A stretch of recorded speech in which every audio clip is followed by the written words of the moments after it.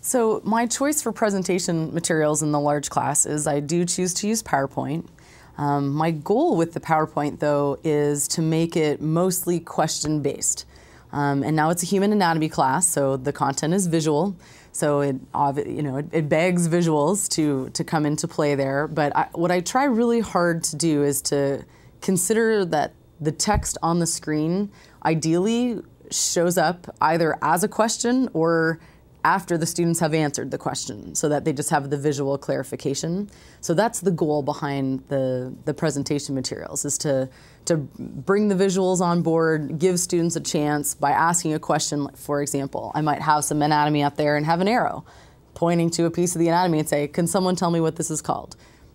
I get an answer shouted out. What's the function of that? An answer is shouted out. So it's that type of fluid back and forth between teacher and student dialogue, and the reason that can happen is that students came to the table with their own content already. But the nice thing about it is then a student beside them can say, oh gosh, I thought that was this. Now I better go look back at my external brain and make a little change. Or so that's sort of the way I see the classroom dynamic working. Students have content. I'm prompting them to assess really together if their content's correct and if they understand the application, did they understand the function. And sometimes we'll bring in new content that they haven't had a chance to think about before, but that should be built on top of what they've already learned, so that it's a smooth transition from content they brought with them to content that's being added in the moment. So that's the basic technique that I use, and then embedded throughout the PowerPoint at various times are clicker questions. So the students have all purchased a clicker at the bookstore. They all have it with them each time, and they're registered to their name, so I know who's clicking when. But the goal there is to give them a chance to truly take a step forward and say, this is what I think the answer is. And that's been a really successful tool as well in this large classroom environment. I don't actually care if they click the right answer or the wrong answer. I just want them to be checking with themselves, making a choice, seeing, would they be able to handle that exam question right now today with the knowledge they've built.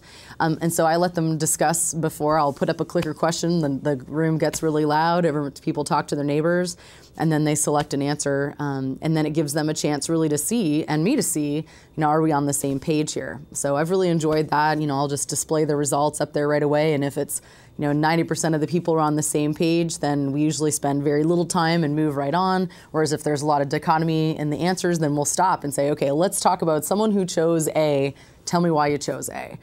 So the students have a chance to say, well, this is why I thought it was A, and this is why I thought it was C. And so we have a chance to really break it down.